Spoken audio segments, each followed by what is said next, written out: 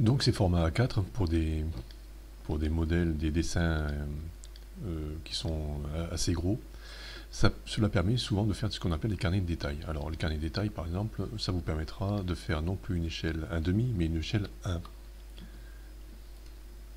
Je le déplace.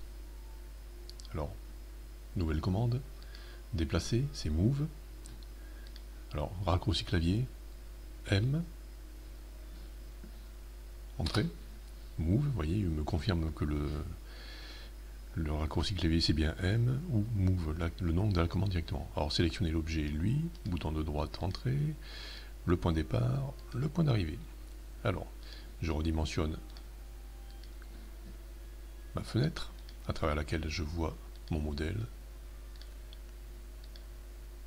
Je zoome pour me décrocher, pour pas être embêté avec les accroches objets. Voilà, voilà, j'ai fait un extrait de mon plan à l'échelle 1.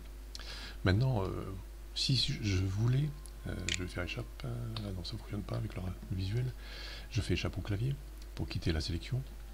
Maintenant, si je voulais que tout mon plan soit contenu dans une seule mise en page, eh bien maintenant je vais créer une autre mise en page plus grande, comme je disais tout à l'heure, on va créer un format big, très large quoi. Allez, on va faire une nouvelle présentation. Je vais rentrer son nom. Alors, je pourrais taper entrée, vous voyez, par défaut, c'est ce qui est entre crochets. Je vais l'appeler, non, je vais l'appeler PDF, non, 1500, sa dimension, 1500 par 914 PDF. Et on va voir si l'imprimante PDF interne à NanoCAD peut le faire. Je fais entrée, voilà. Bouton de droite comme tout à l'heure avec page setup.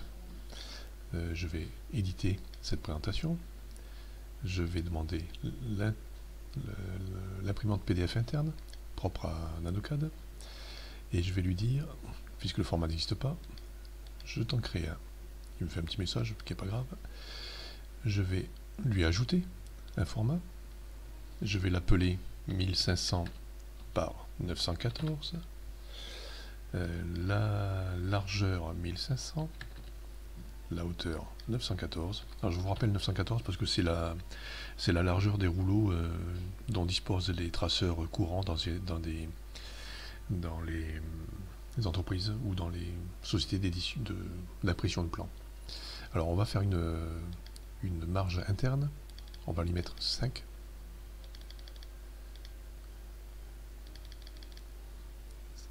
Mm de marge périphérique. Et on va faire OK.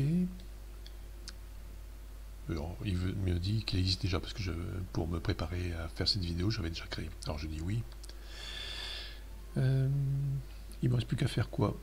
Ben rien, je fais OK. Voilà, il a appliqué le format.